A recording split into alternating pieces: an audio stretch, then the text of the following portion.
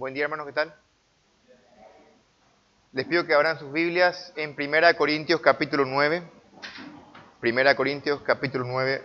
Vamos a estudiar los versículos 19 al 23.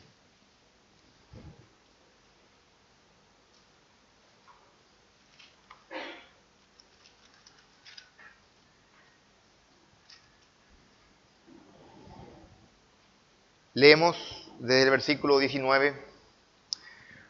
Por lo cual, siendo libre de todos, me he hecho siervo de todos para ganar a mayor número. Me he hecho a los judíos como judío para ganar a los judíos.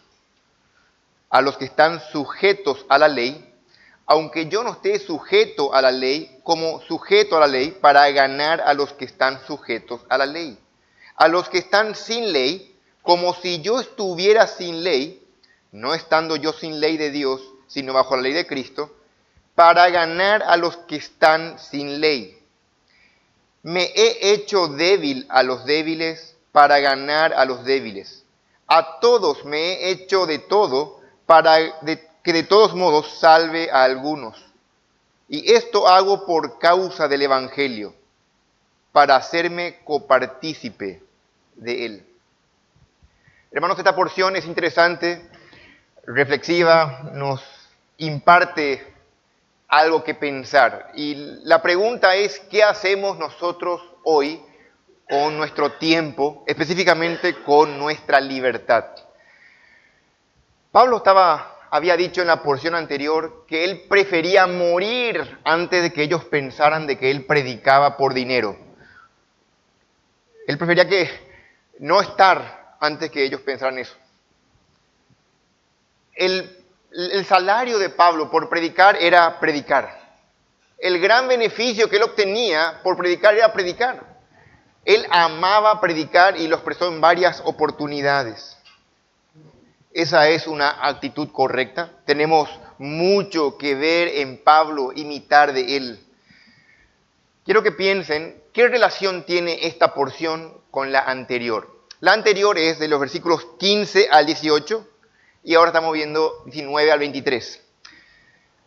En realidad, si somos precisos, no existe una conexión directa. En los versículos 15 al 18, Pablo habla acerca de la renuncia que él tiene sobre su derecho a recibir un salario, un sustento económico. De los versículos 19 al 23, Pablo habla acerca de su renuncia a su libertad para poder ganar a otros para Cristo. Entonces, hablando bien, no existe una relación secuencial directa. ¿Dónde ubicamos entonces o cómo hacemos para ubicar? Bueno, la respuesta radica en el versículo 3 del capítulo 9. Vean allí conmigo el versículo 3 dice, contra los que me acusan, esta es mi defensa. Pablo está argumentando, Pablo se está defendiendo de aquellos que le estaban acusando. Así que esta porción, 19 al 23, es otra respuesta que Pablo da contra las acusaciones que tenía encima. Bueno, los de Corinto no entendían la conducta de Pablo. ¿Cómo es que Pablo está con los gentiles? ¿Cómo es que Pablo se junta de repente con los judíos y de repente él se somete al judaísmo? No entendían. Así que Pablo aprovecha esta porción para poder hablar de cómo él renuncia a sus derechos, no solamente económicos, sino también a su libertad para su gran propósito, su gran motor de vida. Para Pablo es ganar, y palabra clave en la porción, ganar a otros. A la luz de este motivo supremo, ganar a otros, tiene sentido la conducta de Pablo. Y Pablo mata, por así decir, dos pájaros de un tiro. Pablo va explicando lo que nosotros como creyentes deberíamos hacer con nuestra libertad. Nuestro propósito debería ser ganar a otros y al mismo tiempo Pablo está defendiendo su conducta, explicando por qué hace lo que hace. Es fenomenal cómo Pablo explica que la evangelización es la causa que lo motiva a él a ceder en sus derechos. como dice alguien, los actos de Pablo, que a ellos le parecía incoherente, tienen integridad a un nivel muy superior que ellos en ese momento no entendían. Es interesante, porque parece, si ve desde lejos, sin ningún contexto, parece que Pablo es un acomodado, uno que se deja llevar por las influencias, está acá como judío y se somete al judaísmo, manda a circuncidar a Timoteo, pero él después dice en otra parte, no, ya no estamos bajo la ley, pero luego está con los gentiles y come con ellos, se viste como ellos. ¿En qué quedamos, Pablo? Definite. Y ellos le acusaban probablemente a Pablo y Pablo tiene que explicar que su conducta era para ganar al mayor número y que su conducta no afectaba al evangelio. No es que él se emborrachaba para ganar borrachos. No está diciendo eso y vamos a quitar principios hoy a la luz de esto. Pablo decidió no abusar de sus derechos en el evangelio. Él prefirió, ya dijo anteriormente, trabajar día y noche, horas extras, haciendo carpas, para no ser estorbo a nadie. Entonces él gozaba de plena libertad, no le debía a nadie, pero sin embargo él estaba libre de que la gente pensara que le dependía de él. Él estaba libre del yugo de la ley, pero él no estaba libre de Dios. ¿Para qué usaba su libertad? Usaba para someterse a Cristo y ganar almas. Hermano, quiero que pienses esta mañana en qué usas tu libertad. Amigo que nos visitas, ¿sos libre? Si no estás en Cristo, estás esclavo del pecado, aunque no te des cuenta. Pero la porción esta mañana nos trae este tema, esta pregunta a consideración. Y dicho eso, el sermón esta mañana se titula Renunciar para ganar. Esto es lo que hace Pablo, renuncia para ganar. Esto es la estrategia de ceder mi libertad por el Evangelio. Toma nota de eso. Es la estrategia, es algo pensado. Cedemos algo, nuestra libertad, por el Evangelio. Y para que sea un poco, no hay muchos puntos, esta porción habla de un tema. Lo que vamos a hacer es colgar las ideas, como dice un hombre, nuestras ideas por algunos puntitos. Sería, vamos a ver, la renuncia, el ejemplo y el propósito. La renuncia de Pablo, que fue voluntaria, él renuncia a su libertad. Vamos a ver ejemplos de cómo nosotros también podemos renunciar a nuestra libertad. ¿Qué significa eso? Y finalmente, ¿cuál es el propósito que le movía a Pablo a hacer tal renuncia? La renuncia, el ejemplo, el propósito. Empezamos, versículo 19. La estrategia de ceder mi libertad por el Evangelio. La renuncia, versículo 19. Por lo cual, siendo libre de todos, me he hecho siervo de todos para ganar a mayor número. Aquí empieza Pablo su ponencia, su explicación.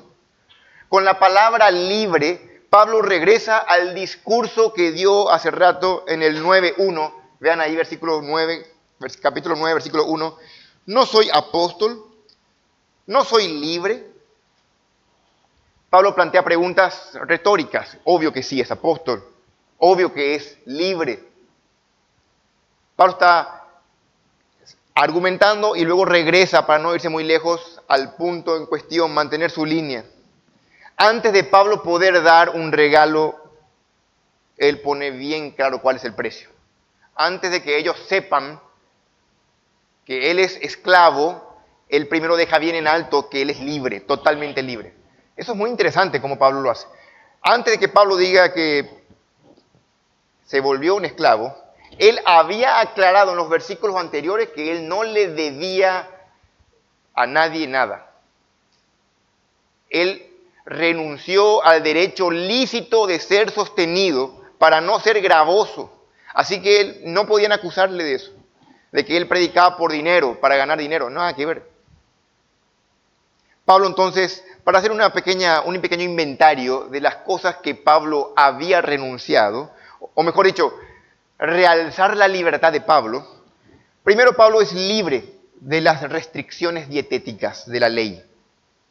La ley mosaica imponía a los judíos cierto régimen alimenticio. Bueno, Pablo dice, yo soy libre de las restricciones dietéticas. Luego también Pablo es libre de la dependencia económica. Pablo no depende económicamente de los corintios. Y en tercer lugar, Pablo quedaba libre de cualquier imposición que pudiera obstaculizar el evangelio. Era totalmente libre. Él no era un esclavo, era un hombre libre plenamente en sus derechos. Solamente una cosa a Pablo lo esclavizaba, y era Cristo. Como dijo Agustín de Hipona, el hombre nunca es más libre que cuando Dios lo controla.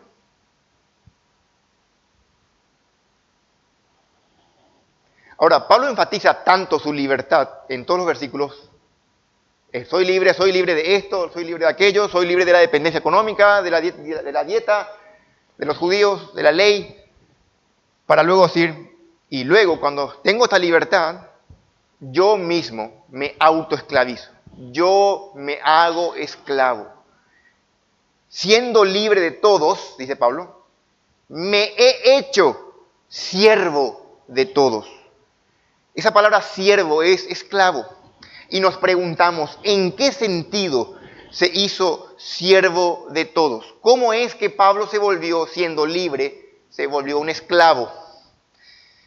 Y la respuesta concreta es en refrenar su libertad. Pablo le puso freno a sus derechos. Él tenía derechos. Y para vos es fácil entender esta mañana eso. Cuando tenemos derechos y no nos dejan ejercerlos, nos sentimos como nerviosos, incómodos. Aún siendo creyentes, nos pasa en todo momento. Cuando estamos en la fila del súper y viene alguien, se nos adelanta y se pone enfrente, ¿cómo reaccionas? Pensá en derechos mínimos, que tenemos derechos. Bueno, Pablo tenía derechos, pero él puso límites, mejor dicho, renunció a esos derechos por una causa mayor. Pablo se hizo esclavo. Hizo caso omiso a esos derechos. ¿Por qué? Porque Pablo dominaba proverbios. Pablo sabía que el que gana almas es sabio. Pablo quería ganar almas para Cristo. La palabra ganar está aquí rebosando la sección. Puedes subrayar cada vez que aparece, cada ocurrencia, y en cada versículo vas a encontrar ganar, ganar. Pablo estaba dispuesto a hacer todo lo necesario con tal de ganar almas para Cristo. Su propósito al renunciar sus derechos no era satisfacción, no era por miedo, cobardía. Él renunciaba a sus derechos por ganar almas. Y hermanos, eso nos habla fuertemente de nuestro evangelismo. Como creyente, como testigos de Cristo, estamos llamados a predicar el evangelio. Cada uno en el lugar donde Dios le puso. No todos son misioneros. No todos están llamados a pasar aquí enfrente. Pero todos, sin lugar a dudas, y esto es una orden, deben predicar el evangelio. ¿Lo estás haciendo? ¿Estás predicando el evangelio? Si podemos usar como un punto de referencia el corazón de Pablo para evaluar tu corazón esta mañana, deberías evaluarlo con sinceridad. No pienses en otro. Hermanos, deben decidir humildemente delante de Dios abnegarse. La vida cristiana es abnegada, renuncia. Deben renunciar en pos de ganar. Renuncien para ganar almas. No es fácil y no va a ser fácil en ningún tramo del camino. Para ganar almas hay que quitar algo de nuestra vida, obstáculos, incluso derechos lícitos. El autor de los Hebreos dice que debemos despojarnos de todo peso y de pecado. Hay cosas que no son pecado, pero son un peso que va a estorbar nuestro transitar. Ahora, ¿cómo sabremos qué cosas debemos quitar de nuestra vida? ¿O qué cosas debemos de renunciar para ganar almas? Bueno, qué interesante, porque Pablo va a ilustrarnos eso de una forma bien explícita cómo en su vida él hizo una renuncia lícita a sus derechos a fin de ganar almas.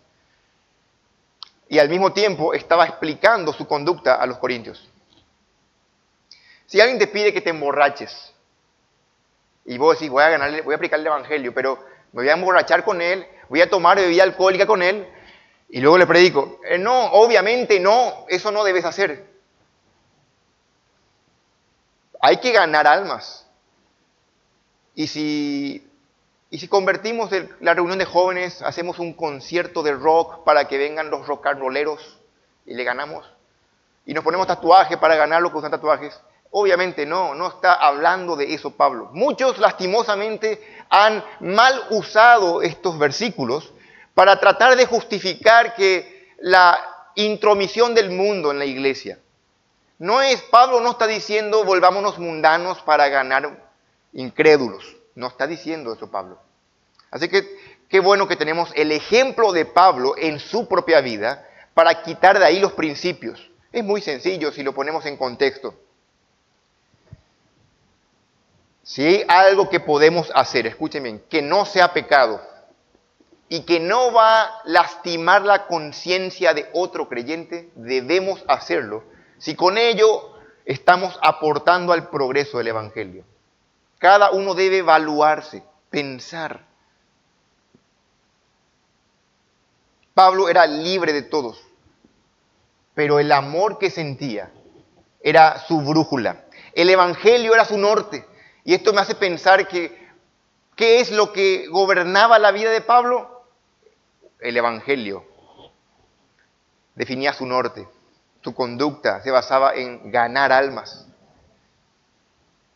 Pablo figurativamente, no es que se fue al registro civil y yo me vuelvo esclavo, figurativamente, en su estilo de vida, por lo que él hacía, explicando su conducta, se volvió siervo de todos. Tomen nota, yo les leo.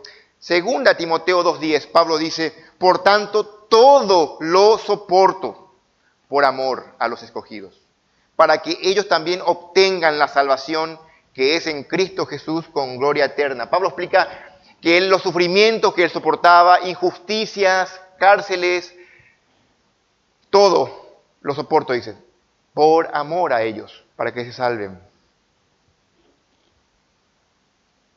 Pablo tenía plenos derechos apostólicos. Era un líder de la iglesia, no cualquier persona, era un apóstol. Pero él escogió ser siervo de todos. Y de esa forma cumplió literalmente las palabras de Cristo que están registradas en Mateo 20:25. Les leo, Mateo 20:25, Cristo dijo, como ustedes saben, los gobernantes de las naciones oprimen a los súbditos y a los altos oficiales abusan de su autoridad. Pero entre ustedes no debe ser así. Al contrario, el que quiera hacerse grande entre ustedes deberá hacerse su servidor. El que quiera ser el primero deberá ser esclavo de los demás. Pablo literalmente hizo esto. Se volvió esclavo de todos. Pablo estaba dispuesto a modificar sus hábitos, estaba dispuesto a modificar sus preferencias, todo su estilo de vida. Si de alguna de esas cosas ocasionaba que alguien tropezara al Evangelio o si quedaba ofendido o le estorbara siquiera para que tenga fe en Dios, él estaba dispuesto a cambiarlo. Pablo era libre de actuar como cualquier libre, como él quiere.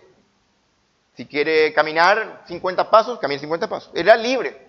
Pero estaba dispuesto a estar sentado si eso ayudaba a que el Evangelio progrese.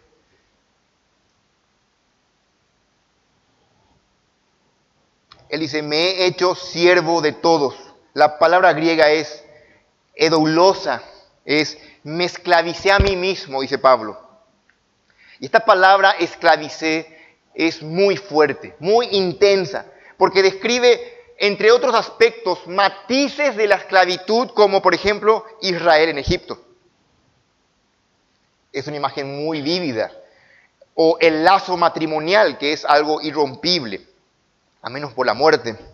La adicción al vino o la nueva relación del cristiano con la justicia. Para que entiendan el matiz De esta palabra fuerte que Pablo usa, me esclavicé a mí mismo.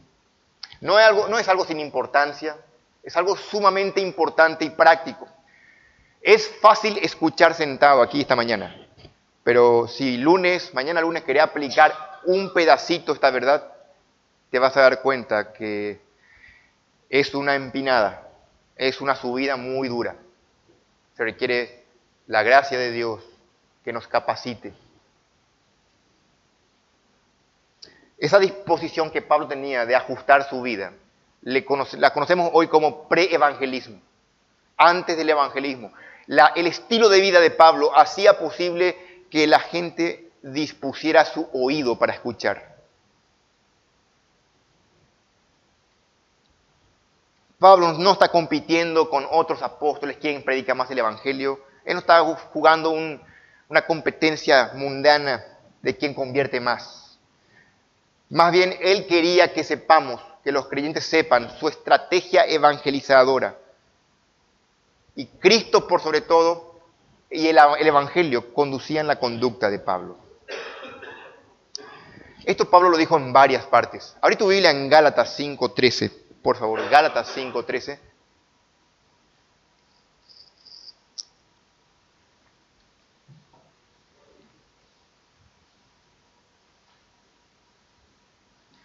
Pablo demuestra que es un siervo de Jesús al ponerse al servicio del pueblo de Dios. Gálatas 5:13, Pablo dice: porque vosotros, hermanos, a libertad fuisteis llamados, solamente que no uséis la libertad como ocasión para la carne. Noten, sino, dice Pablo, servíos por amor los unos a los otros.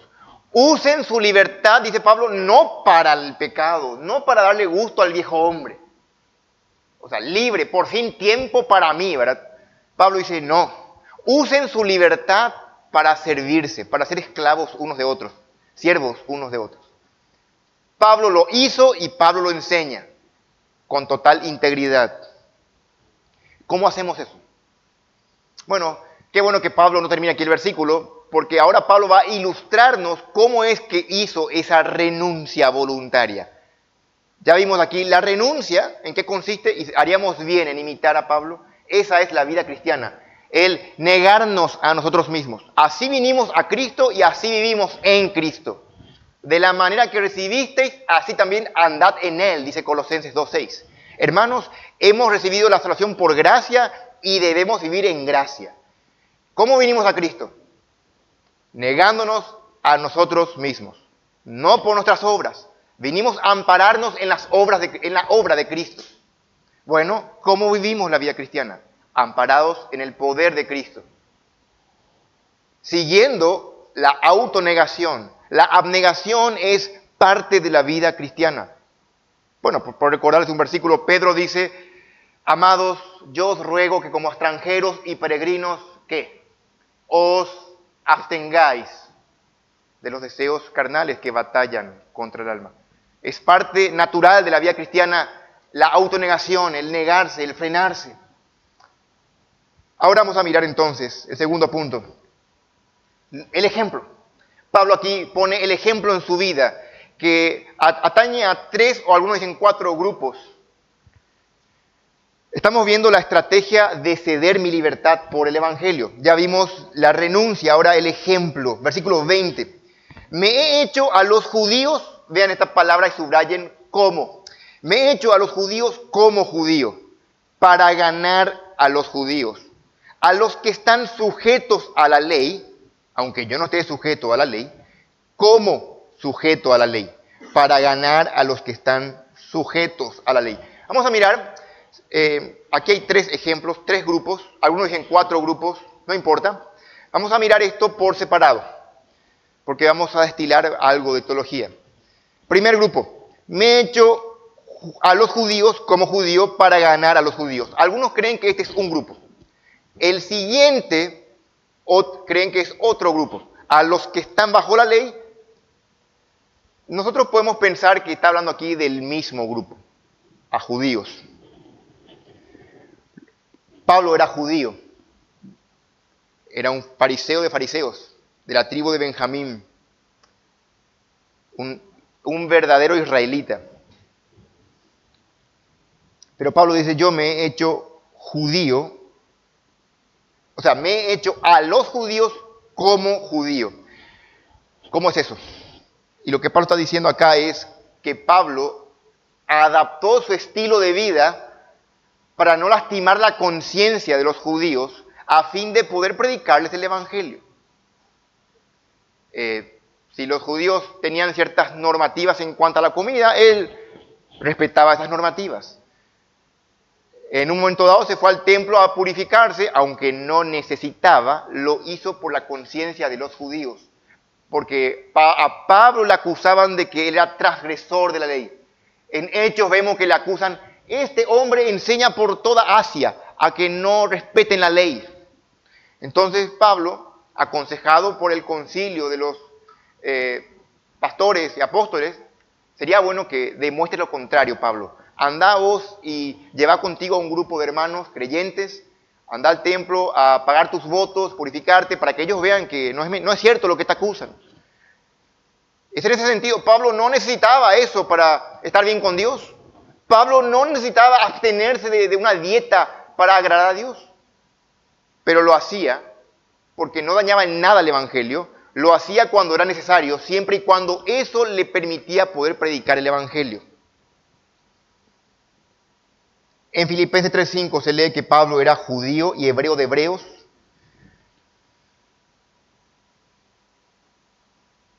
Pablo, al ser un creyente, al ser nueva criatura, él ya no tenía lazos con el antiguo pacto, ya no tenía lazos con la ley, ya no estaba bajo la ley. Él lo aclara más aquí justamente. Aunque yo no esté, dice el versículo 20, a los que están sujetos a la ley, aunque yo no esté sujeto, dice. ¿Cómo que no? Bueno, vamos a explicar ese día cuál es la relación del creyente con la ley hoy. Vamos a explicar en breve. Pero Pablo aclara, yo siendo judío ya no estoy sujeto a la ley, pero por amor a ellos actué como si fuera que lo estaba. Esto no es hipocresía, esto es estrategia. El mundo está autoengañado. Ellos no saben, pero si nosotros, imaginen, podemos participar de estas actividades que no ayudan en nada, pero va a darnos la oportunidad de predicar el evangelio, bueno, eso sería interesante analizarlo. Me he hecho judío, me he hecho a los judíos como judío para ganar. Ese es el punto, para ganar a los judíos. Luego dice en la siguiente parte, a los que están sujetos a la ley. Esa frase es paralela a la primera. ¿Por qué? Y la pregunta, ¿por qué Pablo hace un énfasis de vuelta en los judíos? Bueno, algunos piensan que ambas oraciones, y nosotros también pensamos que se aplican a los judíos, y también probablemente a los cristianos con una conciencia débil, pudiera ser, por eso dice a los que están bajo la ley. Pablo quiere usar el término ley, bajo la ley, porque enseguida va a hablar de los que están sin ley. Así que sagazmente Pablo introduce aquí, en vez de decir judíos, dice los que están bajo la ley, porque luego va a contrastar con los que están sin ley. Entonces usa adrede esta fórmula para hacer una clara distinción, los que están bajo la ley y los que no estaban bajo la ley, los que están sin ley.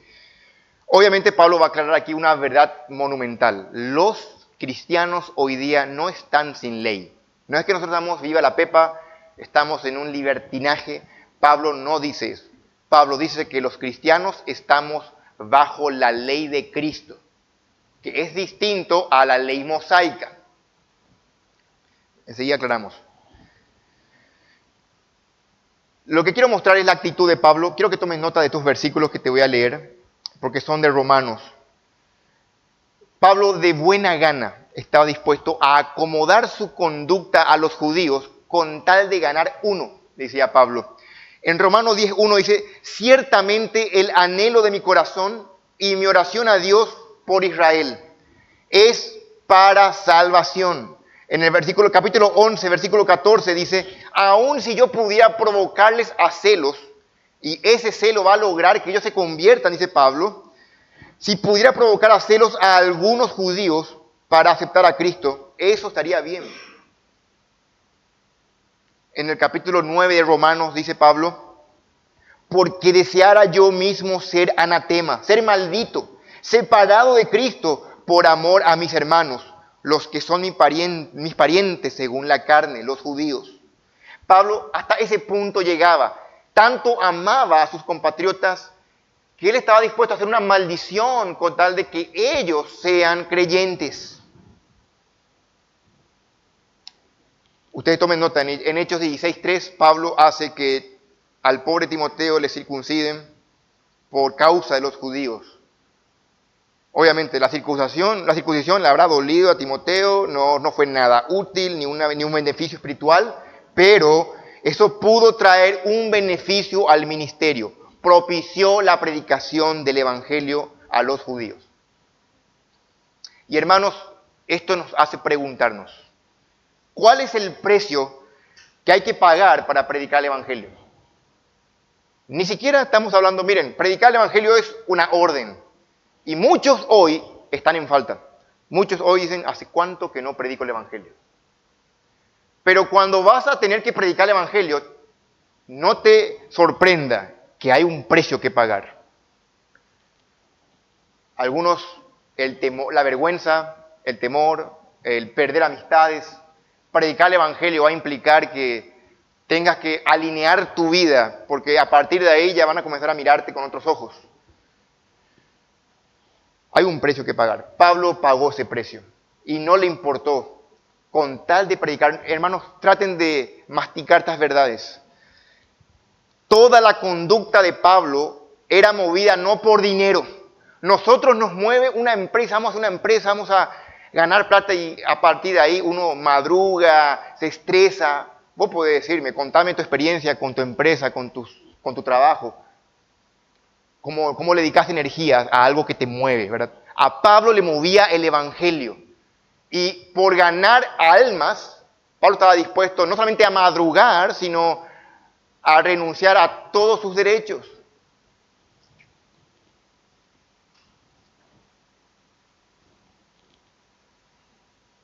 Debido a que los judíos, escuchen esto, todavía se creían estar sujetos bajo la ley, Pablo iba a actuar como un actor, Pablo iba a actuar como sujeto a la ley, aunque él no estaba sujeto a la ley. Esto hace preguntarnos, ¿deben los cristianos cumplir la ley? ¿Cuál es la relación que tiene el cristiano con la ley de Dios hoy?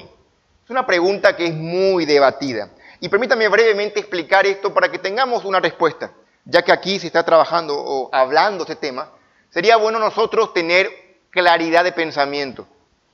Bueno, hermanos, primero que todo tenemos que saber que por mucho tiempo el debate ha logrado que algunos vean la ley como que tiene tres partes. La ley ceremonial, la ley civil y la ley moral. Y lo que dicen algunos es, la parte ceremonial y la parte civil quedó ya nulo, pero la parte moral sigue en pie. Y suena lindo al oído. Ah, mira qué interesante. Claro, sí, hay que amar al prójimo, pero la parte de los sacrificios, guardar el sábado, esa parte ya no.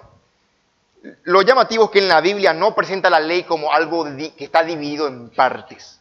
La ley, de hecho, no dice las leyes, dice la ley en singular, porque es una unidad. En Santiago 2:10 dice, porque cualquiera que guardare toda la ley, pero ofendiere en un punto, se hace culpable de todos. Imagínense, la ley es una unidad, no está dividido en partes. Sí puede ser por un método didáctico que cuando leemos en el Antiguo Testamento hay partes que se clasifican así, pero no está bien que nosotros hagamos lo que la Biblia no hace. El Nuevo Testamento no distingue la ley en partes. Por el contrario, la enfatiza como un todo. Está mezclado como huevos revueltos, dice un teólogo. Donde dice amar a tu prójimo, ahí el siguiente versículo habla de los hilos, de la tela, que de tipo vestimenta. En Efesios 2:15, Pablo dice enfáticamente que no estamos bajo la ley. Pablo dice, aboliendo en su carne las enemistades, la ley de los mandamientos expresado en ordenanzas. Cristo abolió, hizo impotente el poder de la ley mosaica. Gálatas 3:17, tomen nota porque son muchos versículos, yo les leo. Gálatas 3:17 al 19 dice: entonces, ¿para qué sirve la ley?, pregunta Pablo. Fue añadida a causa de las transgresiones, aquí está el punto, la ley estuvo en vigor hasta que viniese la simiente, esto es Cristo, a quien fue hecha la promesa. La ley sirvió hasta que venga Cristo. Una vez venido Cristo, ya no tiene valor, ya no tiene el valor que tenía. Romanos 7:6, sin vuelta de página, dice Pablo en Romanos 7:6, pero ahora estamos libres de la ley. Gálatas 2:19, porque yo por la ley soy muerto para la ley, a fin de vivir para Dios. Romanos 7:4, así también vosotros, hermanos míos, habéis muertos a la ley mediante el cuerpo de Cristo, para que seáis de otro. Hermanos, estamos muertos a la ley, ya no estamos bajo la ley. Romanos 6:15 dice, ¿qué pues? ¿Pecaremos porque no estamos bajo la ley?, pregunta Pablo, sino bajo la gracia. En ninguna manera. Pablo presenta que los cristianos están bajo la gracia, no bajo la ley. Ya no estamos bajo la ley ya no tiene el poder, el impacto, ya fue abolido. Si leemos Hebreos, vemos que está pronta a desaparecer. Hay demasiados versos. Y para citar uno más, en el concilio de Jerusalén, en Hechos capítulo 15, hay el concilio. No es 15, en el concilio de Jerusalén se reúnen, el primer concilio que hubo de la iglesia, se reúnen los apóstoles para tratar el tema de qué hacemos, porque algunos quieren meter el judaísmo. Charles Ryrie comenta sobre eso, algo fenomenal, dice él: si alguna vez hubo una buena oportunidad para decir que los gentiles estaban bajo la ley, fue esta. Porque eso habría resuelto el asunto simple y rápidamente. Pero los apóstoles, que eran judíos, reconocieron que la ley ya no tenía fuerza y no trataron de imponerla. Fin de la cita. Interesante. ¿Por qué? Porque ya no estamos bajo la ley. La abolición de la ley mosaica no deja al cristiano, sin embargo, en libertinaje. No deja sin ley, sino que lo pone al cristiano en otra posición, y es bajo la ley de Cristo. El cristiano puede estar libre de la ley mosaica, está libre de la ley mosaica, no tenemos nosotros que cumplir la ley. Hay demasiado para pensar en cuanto a esto. Una ley sin pena es un buen consejo, dice alguien. ¿Qué pasa si cruzas el semáforo en rojo? Y nada, no pasa nada, pero sería bueno que no cruces. No es así.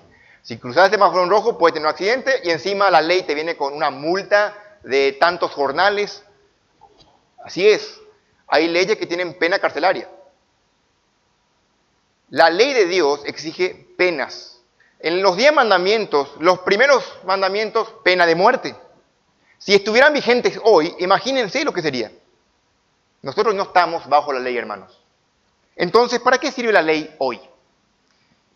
Obviamente sí es útil la ley de Dios. Yo no estoy diciendo que agarremos esa parte de la Biblia y tiremos. No estoy diciendo eso. La ley de Dios es bastante útil. Lo que digo es que nosotros ya no estamos bajo la ley. Entonces, ¿la ley es útil hoy? Sí. Lo primero que tenemos que hacer es aceptar que no estamos bajo la ley. Lo segundo es verla como lo que es, palabra de Dios, que tuvo su propósito, mostrar el pecado, mostrar las transgresiones, mostrar el carácter de Dios. Pablo habla de eso más adelante, en 1 Corintios 10, 1 al 11, no abran, tomen nota, dice Pablo, mas estas cosas sucedieron como ejemplo para nosotros. La ley sirve como un ejemplo, nos ejemplifica a nosotros cómo es el carácter de Dios, cómo se condujo el hombre y cómo el hombre es impotente de poder cumplir las demandas de un Dios santo. En Romanos 15:4 Pablo dice, porque las cosas que se escribieron antes, se refiere al Antiguo Testamento, para nuestra enseñanza se escribieron, a fin de que por la paciencia y la consolación de las Escrituras tengamos esperanza. Sirven para identificar a falsos maestros. Eso en Deuteronomio se ve muy bien. cuando alguien dice va a pasar algo y no pasa. Es excelente. La ley de Dios obviamente es muy útil. Pero primariamente, hermanos, y quizás hoy que es Día del Señor, que vamos a partir el pan, la ley de Dios nos muestra lo perfecto del carácter de Dios y lo carente de nuestro carácter humano. Cristo es el cumplimiento de la ley. Cristo vino a cumplir perfectamente las demandas de Dios. Cristo es el cumplimiento de la ley. Y obviamente cómo la ley nos sirve en ese sentido al ver las perfecciones de las demandas de Dios satisfechas por Cristo. Para nosotros eso es enorme, debería ser enorme en nuestras mentes. Muy bien, entonces, habiendo hecho este paréntesis grande, volvemos al texto en Corintios. Pablo entonces ya dice, me he hecho a los judíos como a judíos. Versículo 21. A los que están sin ley, como si yo estuviera sin ley. Vean aquí el tema sin ley. No estando yo sin ley, sino bajo la ley de Cristo, para ganar a los que están sin ley. Estamos viendo, ya vimos la renuncia, estamos viendo el ejemplo de Pablo, cómo es que Pablo hizo la renuncia a su libertad cristiana. Se hizo como si fuera un judío, como si fuera que estaba bajo la ley a los judíos.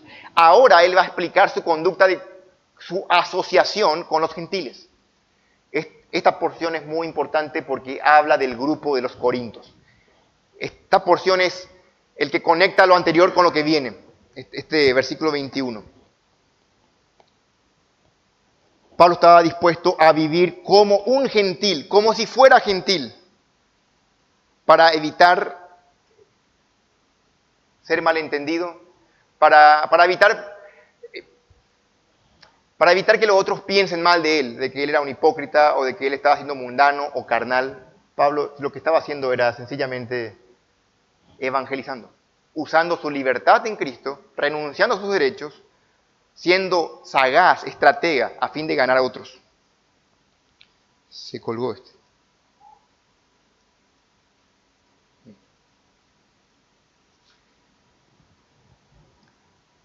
Esta parte, no estando yo sin ley, sino bajo la ley de Cristo, hace que pensemos, porque uno piensa, ya no estamos menos mal bajo los 613 mandamientos. En el Antiguo Testamento había 613 leyes. Alguien contó 613 leyes. Se resumen en 10 mandamientos. Y esos 10 se resumen en 2. Ya no estamos nosotros bajo eso. Entonces, ¿bajo qué estamos? Y bueno, alguien dijo que nosotros ya estamos bajo la ley de Cristo. Esto es más de 1000 mandamientos. O sea, alguien contó los mandamientos que hay en el Nuevo Testamento y estamos... Y si vos pensás que bueno, esto es diferente. Y solamente es posible la vida cristiana gracias a la capacitación del Espíritu. Y jamás fue una carga, nunca fue gravoso obedecer a Cristo. Para un creyente es un gozo, es santificador la relación íntima con Cristo, a caminar con Dios. Al caminar con Dios estás dejando atrás muchos pecados y cumpliendo la ley de Dios. Amar al prójimo, amar a tus enemigos. Puedes pensar en cualquiera, dice, sean agradecidos. Pablo dice que huye de las tentaciones. En fin, podemos enlistar todo lo que el Nuevo Testamento enseña. Eso es la ley de Cristo. En Santiago se conoce como la ley real. Tienen otros nombres.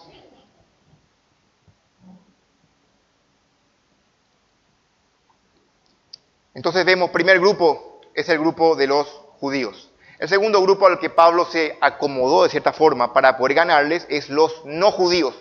Todo gentil, para un judío, hacerse gentil es una aberración. Ustedes sabían que los judíos se lavaban 7 veces las manos por si tocaron un gentil, un goel. Una vez lavarse las manos está bien, pero yo 7 veces, solamente por si tocaron algún gentil, decían ellos. A ese punto, Pablo se hizo gentil, dice, vean, esto es una humillación, pero lo hizo por ganar gentiles. Pablo es el apóstol a los gentiles y está escribiendo ahora a una iglesia que está en Corinto, que era griega, o sea, evidentemente gentil, y está explicándole cómo yo, siendo apóstol judío, me hice como uno de ustedes, me vestí como uno de ustedes, comí con ustedes, renunciando, y no tuve temor de nada porque lo hice por amor a ustedes. Pablo está explicándole esto. Tercer grupo, versículo 22. Me he hecho débil a los débiles para ganar a los débiles. Y esta pregunta ha generado mucha controversia por el término ganar. Pablo está predicando el Evangelio y está ganando con el Evangelio, pero cuando habla de débiles, ya habla acá de judíos, de gentiles. ¿Quiénes son los débiles? ¿Qué grupo es los débiles? ¿Qué sector de la población? Evidentemente, uno puede pensar, ¿esta es una tercera categoría o es un resumen de las dos anteriores? Depende de cómo definimos quiénes son los débiles. Y hermanos, permítanme un ratito acá hacer observaciones con ustedes. Que esto sirve para que ustedes vean cómo se resuelve un problema cuando tenemos esta clase de situación en el texto. Lo que tenemos que hacer es primeramente mirar el contexto. ¿Cómo es que el autor normalmente usa esta terminología? Bueno, Pablo usa el término débil de dos formas. Escuchen, cuando Pablo habla de débil, puede referirse a creyentes débiles en la fe, o también puede referirse a incrédulos. ¿Cómo es esto? Bueno, veamos esto primariamente, a incrédulos. Dice Pablo, por ejemplo, tomen nota, yo voy rápido. En 1 Corintios 1:25, la debilidad de Dios es más fuerte que los hombres. Dios ha elegido lo débil del mundo. En el 2:3 Pablo dice que Él vino en debilidad. En Romanos Pablo dice que cuando éramos débiles, Cristo murió por los pecadores. Pablo usa cuando éramos débiles, Cristo murió por los pecadores. Entonces débil puede ser incrédulo. Y tendría sentido porque Pablo está hablando de ganar.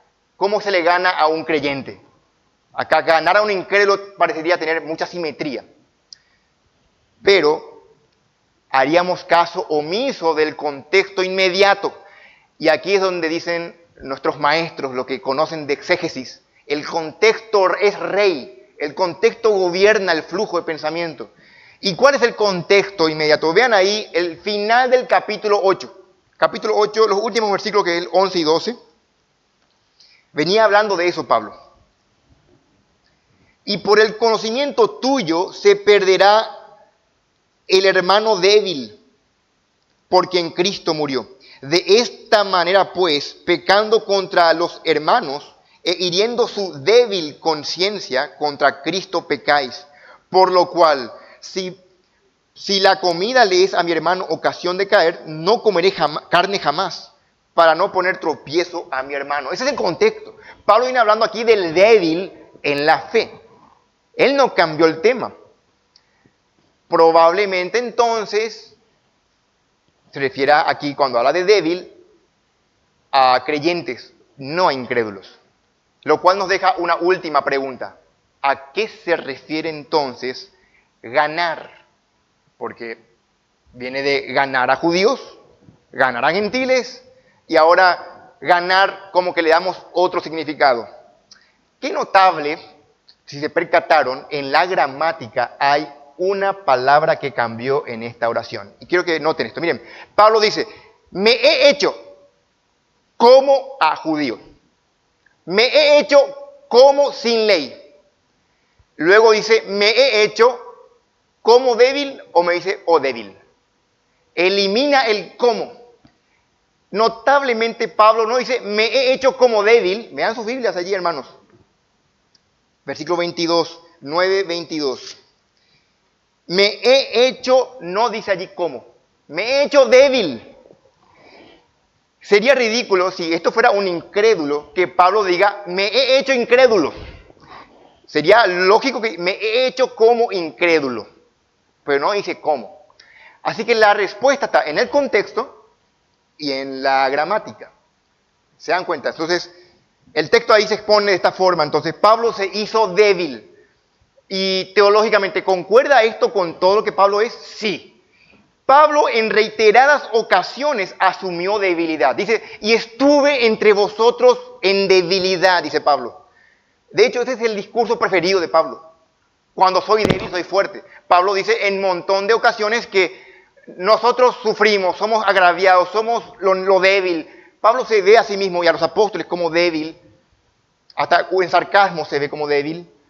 Es una forma, dice, Tenemos este tesoro en vasos de barro para que el poder sea de Dios. El hombre exterior se va desgastando, es débil. Pablo ve esta debilidad en su discurso en varias ocasiones. Así que concuerda con lo que Pablo hace, y lo que Pablo está diciendo aquí es, me he hecho débil, y es cierto, Pablo se hizo débil. El punto es, Pablo condesciende con los débiles, con los de conciencia débil, con los que le cuesta entender la verdad de Dios.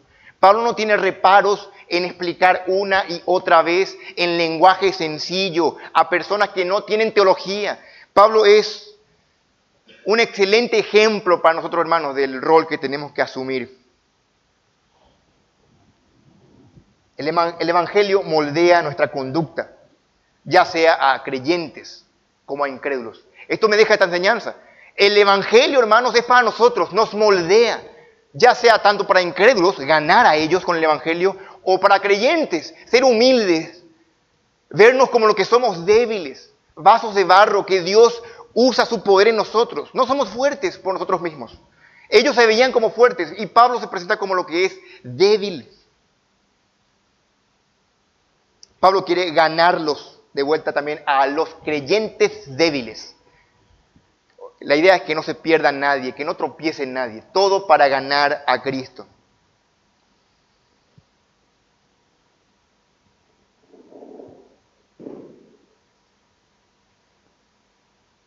Esto puede ser débiles, ya sea tanto judíos. Piensen en esto. Pablo está argumentando, se está defendiendo. Él dice, ¿por qué yo rehúso comer carne sacrificada a los ídolos si sé que los ídolos no existen? Y lo hago por amor al débil. Primero lo hago para evangelizar, porque me voy como un asado, o me voy y no como para que un judío me vea a mí y me quiera escuchar el evangelio después. Y al mismo tiempo pienso en mi hermano débil, que quizás todavía no entiende estas verdades, dice Pablo. ¿Se dan cuenta? Él está explicando, es monumental Pablo, está explicando él su conducta y su motivación, el evangelio.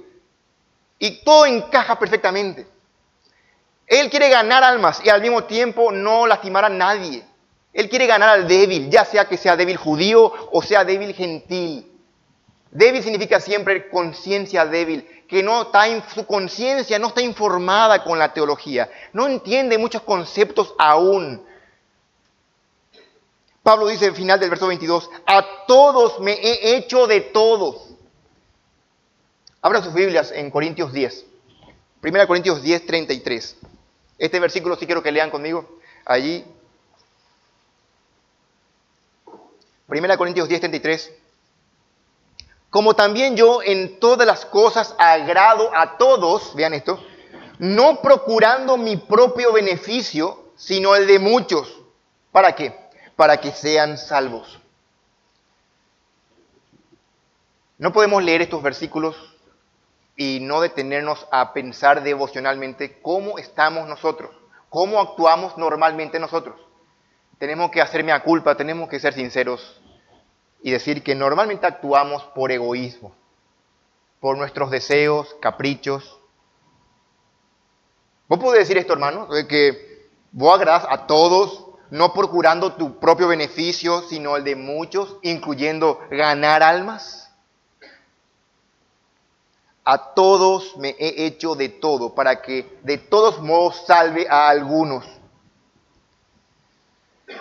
Ese es el gran punto aquí, salve a algunos. Pablo no acomodó el evangelio, no trastocó el mensaje, no recortó nada. Él no estaba dispuesto a cambiar ninguna verdad en lo más mínimo. Pero sí su forma de vida, sí su conducta, si eso contribuía a poder predicar más. Un teólogo dijo, si una persona se siente ofendida por la palabra de Dios, ese es su problema. Si se siente ofendida por las doctrinas, por las normas bíblicas, ese es su problema. Esa persona está ofendida por Dios. Su problema es con Dios. Pero si una persona se siente ofendida, no por la doctrina, sino por tu conducta, por tus expresiones, por tus prácticas, ese problema termina siendo nuestro problema. Fin de la cita. Tenemos que evaluar, hermanos. Una cosa es que prediquemos la Escritura con veracidad, con vehemencia, y que eso molesta a la gente, que eso ofenda. La verdad ofende. Pero otra muy distinta es que mi estilo de vida, desinteresado, que no me importe el resto, ofenda a otro y a mí no me importe. Que te vean tomando un vaso de cerveza, no es pecado, no es pecado. Pero ¿pensás en otro? ¿Qué puede pensar otro? Puedes lastimar la conciencia débil. O un incrédulo que no entiende bien y ve que vos estás tomando, ¿cómo le vas a predicar el evangelio después? Evidentemente hay cosas que no son pecado, que tenemos derechos. La pregunta es, ¿qué hacemos con esos derechos? Hermanos, lo más sabio, imitemos a Pablo, renunciemos conscientemente como una ofrenda a Dios a esos derechos, por amor a los perdidos, por amor al hermano en la fe. Y eso es, la vida cristiana es sacrificial, el amor es sacrificial, el amor hace eso, el amor no busca lo suyo, no busca nada, no hace nada indebido. Tercer y último punto, ya vimos la renuncia de Pablo, el ejemplo de Pablo y ahora el propósito en la estrategia de Pablo. El propósito es la evangelización. Versículo 23. Y esto hago por causa del evangelio, para hacerme copartícipe de él. La vida de Pablo era movida por el evangelio. Cuando estudiamos Romanos, vimos que Pablo había ganado casi todo el mundo conocido en aquella época. Pablo estaba en la cárcel. Y en la cárcel dice, bueno, me voy a jubilar. No, ustedes leen Romanos y Pablo dice que él oraba para que Dios le permita ir y predicar a los que estaban en España. ¿Recuerdan? Para Pablo predicar el evangelio era su vida, era su todo. Obviamente no estamos en ese nivel. Nosotros deberíamos entender lo que Pablo entendió, que el evangelio, ¿qué es? Para Pablo el evangelio era poder de Dios. Y claro que lo es. Pero a pesar de que decimos eso, no demostramos eso. Nosotros no hacemos a un lado nuestros descansos lícitos, nuestras vacaciones lícitas, nuestros derechos, no hacemos a un lado para predicar el evangelio. Predicamos el evangelio siempre y cuando no comprometa nuestra comodidad, nuestro salario, nuestros amigos, ¿verdad? Pablo había dicho, recuerden, todo lo soporto por amor a los escogidos. La carencia de amor debe evidenciar tu carencia de Dios, tu carencia de Cristo, amor a Cristo. El análisis final de este texto es destacar que para Pablo, el evangelio es su brújula, es lo que determina la conducta. Es lo que transforma, al fin de cuentas, nuestras vidas. Es lo que llamamos el propósito mayor para la vida. Por eso los creyentes ofrendamos. ¿Sabías? Solamente como una nota al margen, las ofrendas que nosotros damos, no damos porque Dios necesite nuestro dinero. Es una gracia de Dios que Él permite que nosotros demos, que Dios nos manda a dar para no caer en el engaño del dinero o de que somos ciudadanos de este mundo. Somos temporales aquí. Estamos de paso. Nuestra ciudadanía está en los cielos. El dinero es una herramienta, un recurso que el Señor nos da que administremos. El dinero no es tuyo. No es tu dinero. Dios es el dueño de todo, de tu vida, tu salud, tu dinero. El dinero que vos tenés, los administrás de parte de Dios. Vos sos un administrador que tenés que rendir cuenta ante Dios. Así que el hecho que vos ofrendes hace que no te seas mundano, que no pongas lazos en este mundo, hace que vos regules tu corazón. Pablo no tenía este problema. Para Pablo quería participar en una sola empresa, en la empresa del evangelio. Él dice, hacerme copartícipe de él, dice Pablo allí. Sun koinonos es la palabra, se refiere a compartir de este negocio, compartir juntos. La idea aquí es que él quería participar de la rentabilidad, de los beneficios y las bendiciones del evangelio. Esto sí era el motor de Pablo. Él veía el evangelio como poder de Dios. Él veía el evangelio como su norte. Él veía el evangelio como su verdadera empresa, donde él ponía sus acciones. Y él esperaba recursos allí, retornos, claro que sí. Y esa es la mirada correcta. El evangelio, hermanos, es el mejor retorno. Garland, un teólogo, piensa, Pablo se refiere a la asociación en un sentido activo cuando dice copartícipe. Es decir, participación en la empresa evangélica de ganar a otros. Y cita algunos versículos que quiero leerles. En 2 Corintios 8, 23, Pablo decía, en cuanto a Tito, es mi compañero y colaborador para con vosotros, y en cuanto a nuestros hermanos, son mensajeros de las iglesias y gloria de Cristo. Pablo ve como su socio comercial, como sus colegas, a aquellos que están en el mismo bando de predicar el evangelio. En Filipenses 1:5 dice, por vuestra comunión en el evangelio, desde el primer día hasta ahora. Tenemos, si no sabías, común unión en el evangelio.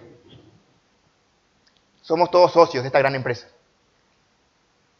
que no va a ser jamás destruida, que tiene beneficios eternos. Tenemos el gozo aquí y gozo allá. Cuando ganamos almas, hay gozo en los cielos, dice la Escritura. El que gana almas es sabio. Es una orden predicar el Evangelio. Es un deleite predicar el Evangelio, pero hay un costo que pagar. En conclusión, al renunciar esta mañana a tu libertad cristiana, podés contribuir para el progreso del Evangelio. ¿Lo sabías? Pensalo.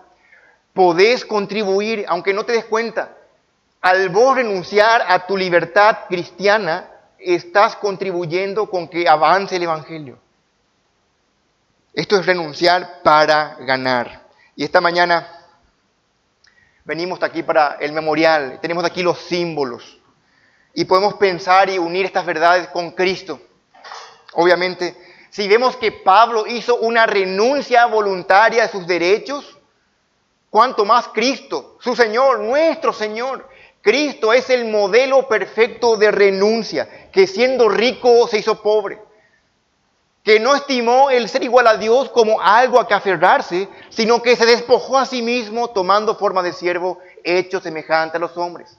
Cristo no solamente renunció a su libertad, escúchame bien, Cristo renunció a su vida por amor. Él entregó su vida por amor en nosotros para pagar el precio en rescate. Él entregó su cuerpo y su sangre fue derramada ese día para pagar el precio que el pecado demandaba. Así que hermanos, tenemos el ejemplo de nuestro Señor y Salvador Jesucristo para imitar sus pisadas de renuncia, de ejemplo. Y vemos en Pablo cómo se cumple eso, usando su libertad para servir a otros. Así que estamos llamados esta mañana a vivir de tal modo que nuestro amor y servicio se reflejen en nuestra conducta, en amor a Cristo. Oremos, hermanos. Padre, gracias porque permite que vengamos esta mañana ante tu palabra para honrarte, Señor, cantarte. Y también aquí tenemos delante los símbolos. Señor, nuestra mente pecaminosa, dañada por el pecado, sumamente orgullosa y egoísta, difícilmente capta el contenido pleno de estas verdades. Nosotros estamos en falta, Señor. No predicamos el Evangelio como deberíamos. No tenemos esa visión tan clara que el apóstol Pablo tenía.